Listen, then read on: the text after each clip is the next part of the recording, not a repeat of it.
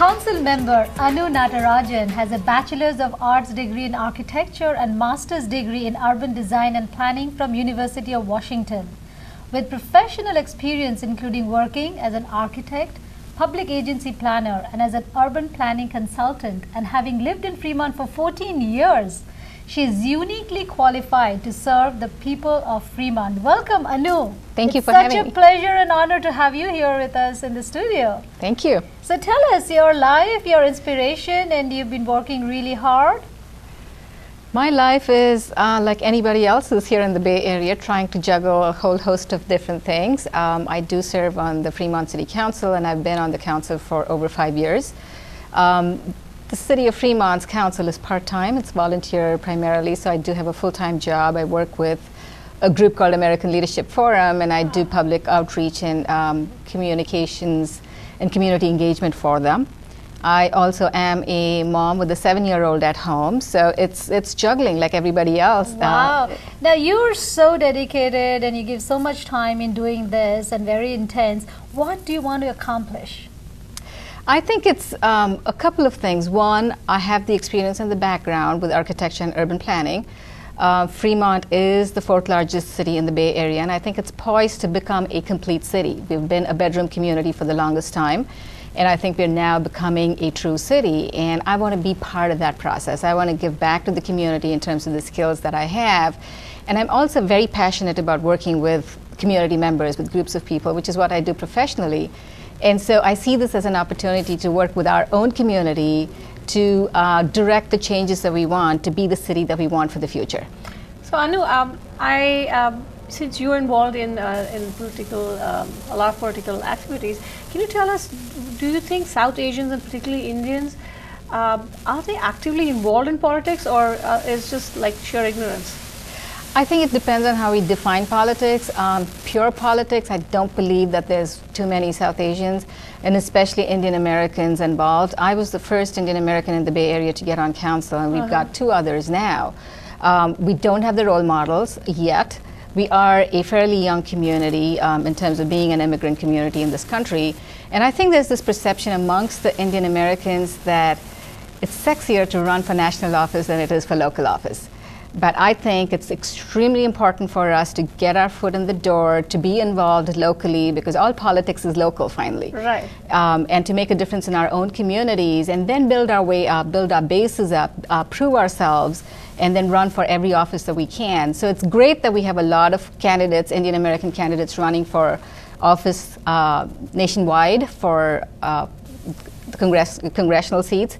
I would encourage everybody to consider running locally for school boards, for college boards, for city councils, and get involved in the communities. Now, when you say that, it brings me to my next question, that Fremont has a lot of Indians.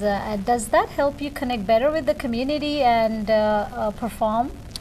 2 things. I think once I got on the city council, we have been able to get a lot of Indian Americans on boards and commissions.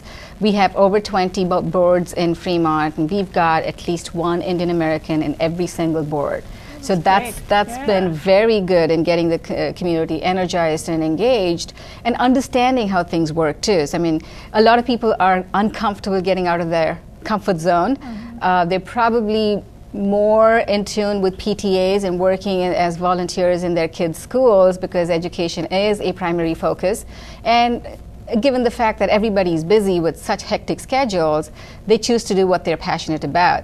But I think it's just so rewarding to be doing something that you're really not comfortable doing, and to understand something new, to connect with people that you haven't met before, and to give back. Right. So to make a difference. To make a difference. I'm an immigrant, and I have to ask you this. How do you think immigrants should be integrated within the community? And you work so closely with them. Give us certain guidance, give us certain mindset that we need to adopt to get better and better integrated. I think we are Indian Americans and we are proud of our culture, our heritage, and I think that's something we should never lose. But we shouldn't be defined by our Indianness. I think we are part of this larger community.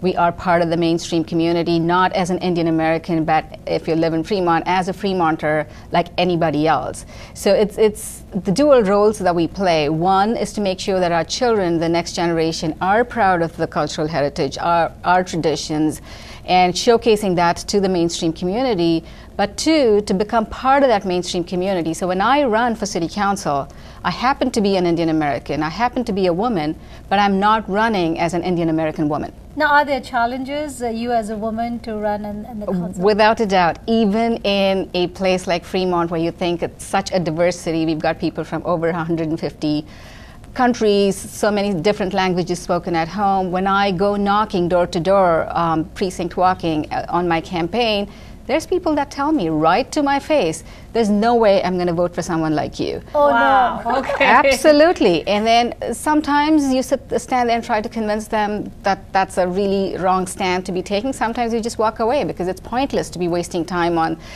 people that have made up their minds already. Closed, yeah. I would assume your job is extremely stressful, being a woman and running for council. How do you manage stress? It's a good question, because I think as women, we add stress to our own lives. We want to be perfect in everything we do. Superwoman. Superwoman syndrome. And especially as Asian American women, we tend to compartmentalize our lives. We'll say, okay, I have to dedicate this part of my life to my kids, to their schools, and then I can do something else. I think that's a myth. What would your comments be on the rising face that you see of the Indians?